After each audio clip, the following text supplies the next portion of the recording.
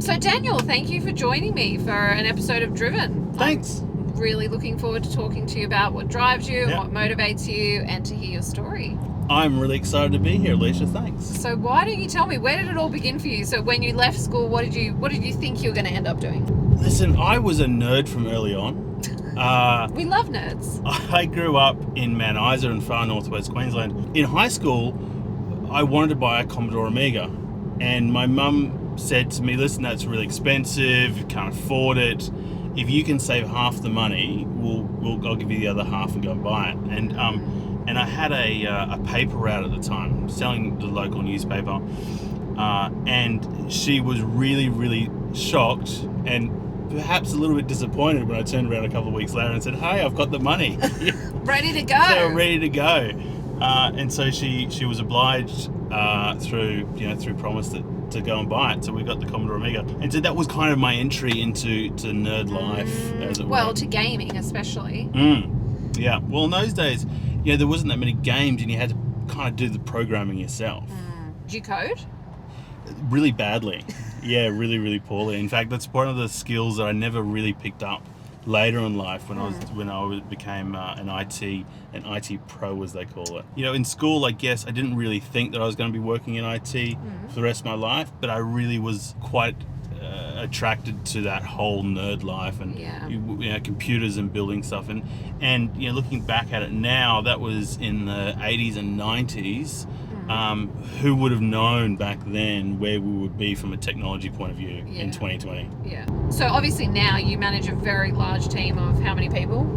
And there's about 70 or 80 people in my team now across multiple locations, geographical locations. If you're managing a big team now, when did you start actually officially managing people? What were you doing? What job were you at? My first, I guess, people management role was when I was living in the UK, back in late 90s, early 2000s, and I was terrible. I was such a bad manager. Why were you a bad manager? Well, because I thought... I love that you've admitted it, by the way. I was a terrible manager. I would have hated me too. Why? Because I had this young guy start, and I really wasn't that old either. So let's call it 1999.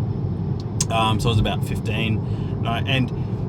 So this young guy came and worked for us, and we were cleaning up a network and running new cables and putting in new servers. And I gave him the worst job. You delegated that. I'm just delegated. Okay, so you've learned the skill of delegation. Bob, Good. You're doing this thing. And he quit because he was like, I didn't join IT to wrap up cables and to do these things and to clean up the stuff. And in my righteous indignation was like, well, that's what I had to do when I first started. So you're going to do it too. It's your rite of passage. My rite of passage. Always feel that rite of passage. Like, that's the journey we went on. Yeah. And I think now, if millennials and Gen Z has taught us anything, is that rite of passage doesn't necessarily have to exist anymore. Absolutely not. And nor are they going to tolerate that rite of passage. I think that's what we're learning. They have zero tolerance for it. Completely. They just want to get in and be the boss and earn a lot of money.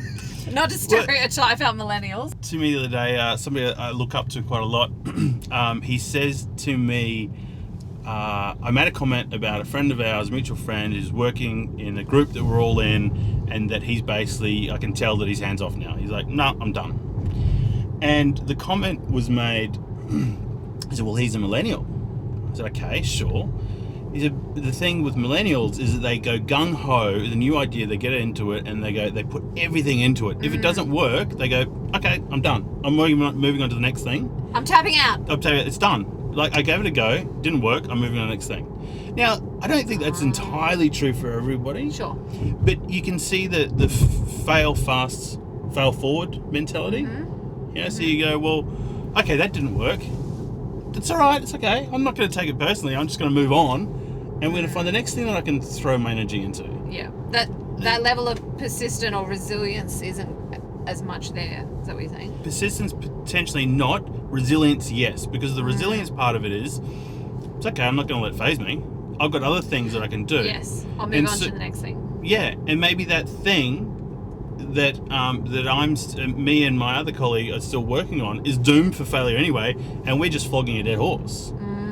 Yeah, whereas this, our mutual friend, the millennial, has looked at it and gone, nah, never going to work. I'm moving on to something that does. Well, maybe there's more insight there. Maybe that's a real positive strength, that they can see that failure and they move on faster. Completely. Fail fast, fail forwards, yeah. What have been some of the best professional development things you've done in your journey as a professional, but also as a manager? What are some of the things that have really added value? I think some of the best insights have been understanding how other people operate, what motivates other people. As a good friend of mine used to say, you need to know how other people get their needs met. Which is a very complex thing, because everybody is very different, right? Like, we are all very different beings. We're all motivated by different things. How do you work that out? Yeah, and I think that was a significant light bulb moment for me, that why don't you think like that? But that's the way life is, that if you don't think like me, you're an idiot. And clearly, that's not true. Yeah. In most cases, that's not true. In most cases.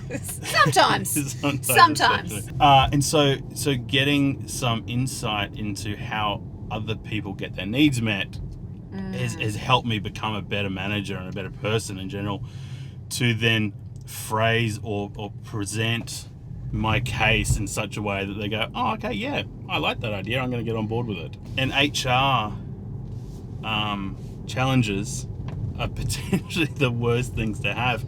I loved hardware, and IT is great because software and hardware, when they have problems, it's consistent. It will do the same thing every time. Yes. Right? And so you go, well, that's okay, it's a bug, and I know what the bug is, and I can work around the bug. And I'll test, and I'll find, and I'll work it out. And if the bug just stays there, then it's fine. At least it's consistent. And people don't have those consistencies. So I think that was the biggest challenge for me, is then dealing with a human personality that is so not just nuanced, but variable from day to day, depending on what's happened in their life. And I did the 7 Habits of Highly Effective People course a while ago. And there was a couple of things that really worked for me in that. And one of them is first seek to understand and then to be understood. Yeah. And I've tried to explain that concept to some of my other managers. Colleagues? No, it was like some of the managers, like to get them to resolve differences between them when there's conflict. And some of them get it and a lot of them don't. What have you found being the biggest challenge of managing such a large team during COVID? What's been the biggest challenge for you at the moment? I actually think managing up. Oh, okay. Why? What's happening there? The overwhelming response that I felt from a lot of managers is, well, people can't work from home. Oh, yeah. Yeah, right. Great. Thank you. The old school thinking. And I do get that some people can't work from home. And I think it's pretty obvious when people in your team who aren't that productive, because generally they're not that productive when they're in the office anyway. Yeah. But it highlights the issue. Yeah, and during the whole COVID period, I probably spent a disproportionate amount of my time trying to convince my directors how much work was actually getting done. And in retrospect, there was a necessity to do that, but it was the biggest challenge during that time for me, because I then had to go and push down to my line managers, middle managers who push onto their line managers to go, are you doing work? What are you achieving? Yeah. And what are the milestones? And make sure we've got evidence that things are getting done. Tapping out of the amount of challenge where... I'm ending this conversation now. And quite often I'll go away from it and I'll ruminate on what he said. And why am I getting so angry about what he said? What he said? Why am I so wound up about what he said? And sometimes I'll go back and go, actually, you were right. Yes, I'll do that. Sometimes. One of my other middle managers, who's basically my right-hand man, we are very aligned in the way that we think about things and how we approach things. And I really like the relationship, the interaction, the professional relationship we have, and it works really well. And I just go, Matt, do this thing. He goes, okay. And he goes and does it. I'm like, yes! Oh, great. We need lots more Matts. Yeah. But do you find you've got to coach them on how to be a coach to their own teams? Because you've kind of got to manage through your managers, right? And that's about empowering them to be great at what they do. Yeah, it's very true. And so one of these middle managers I've got, I'll quite often go to him and go, I learned this thing, or I read this thing, or I heard this thing, and I really liked it. Here you go. And he'll come away and watch it as well, or read it and share his insight into it. And I think that's really great. And he's like a sponge. He just wants to learn everything. As you know, it's like what I do. I go and find random courses and go, I'm signing up for this thing. Yeah, because you love to learn. Yeah, I really enjoy learning something that I haven't known before. And my my head of people and culture keeps saying to me, Daniel, what is it you're looking for? Why do you keep signing up for these courses? And I'm like, I don't know. But I will find it. But when I find it, you know, and it's not just one thing. It's a whole myriad of things that are out there. Yeah. When you're out looking for, you know, that development and growth, which we're always telling people, you know, go and self-learn, self-educate. Where are you going? What places do you find are really great resources? Is it podcasts, or is it like courses? Is it online? Is it like TAFE? What is it that you're doing? All sorts of things. All of the above. All of the above. I have in the past done courses through Proteus Leadership. Yes. And they run some really great courses in leadership, and I've sent a number of my staff off to courses with them. I do listen to a lot of podcasts. I listen to... do you have any faves? I've been listening to one as a guy who is really American. He's really, really American, called Jordan Harbinger. Mm-hmm. And he's got some like 350 episodes, and they're all an hour or something long. They're really long. But he gets very interesting people on, like ex-KGB or CIA people, or hostage negotiators or whatever. That sounds And interesting. so really, really interesting things. Champion chess players. He did do a 3-part series in the art of negotiation, and they were all over an hour long. So it was like a half-day course in negotiation skills, and I found it really, really fascinating. Yeah. It was really, really good, and I got right into it. But right now I'm kind of a little bit Jordan Harbinger's out. Like yes, about too much I've had of enough. one thing. I also listen to Darknet Diaries. Oh yes, podcast, I've heard of that. Which is yes. really, really good. Try every morning to go for a walk for about 45 minutes or so, and it's a really good window of time to listen to a episode of something. Something, yeah. And have you been doing that since COVID, or have you always had that in your routine?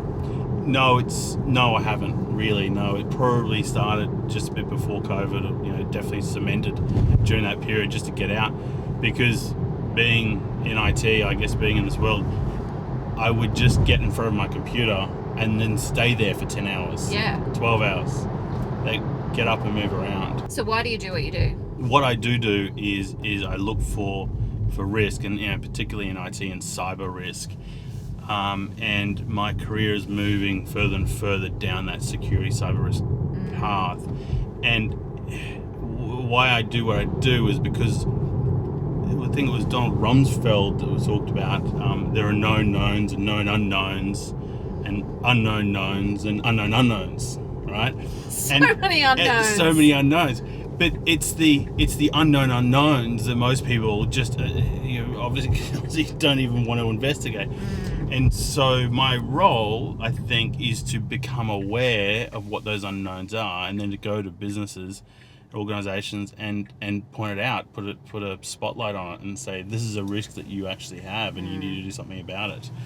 And until you can articulate what that risk is and what the potential impact will be financially, reputationally to the business, it is a known unknown to them. And it's not something that they can act on because they just didn't even know it existed in the first place. Yeah. So how can they do anything? So how can they do anything? So, and that's why I do what I do, because I really enjoy that, understanding what that risk profile looks like and how to articulate it.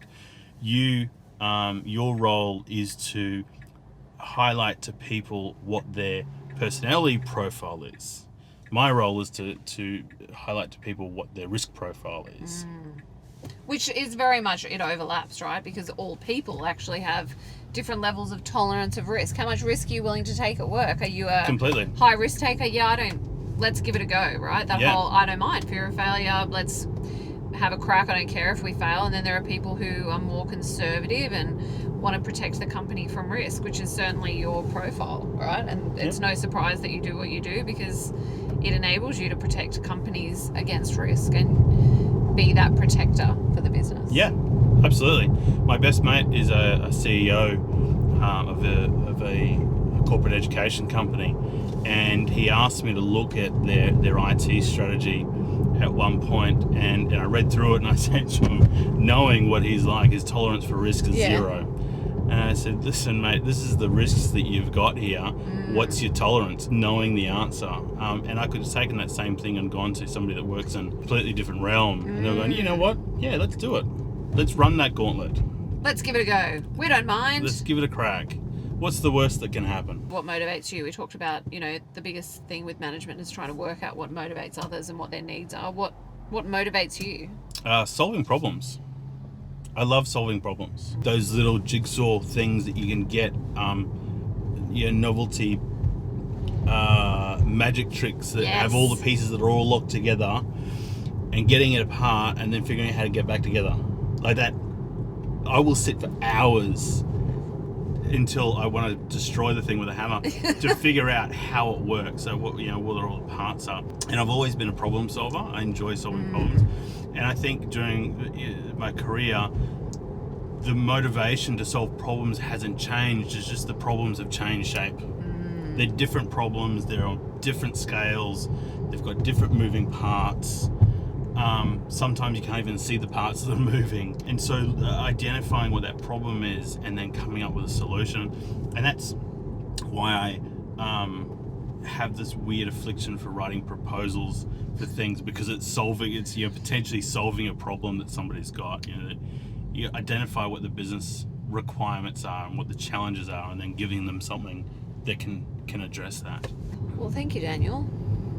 Thank you for letting me drive you around and work out what drives you. You're welcome, Alicia. I've really enjoyed this. Good. Thanks for watching. If you enjoyed this video, feel free to subscribe and click the notification button so you get regular updates on our new content.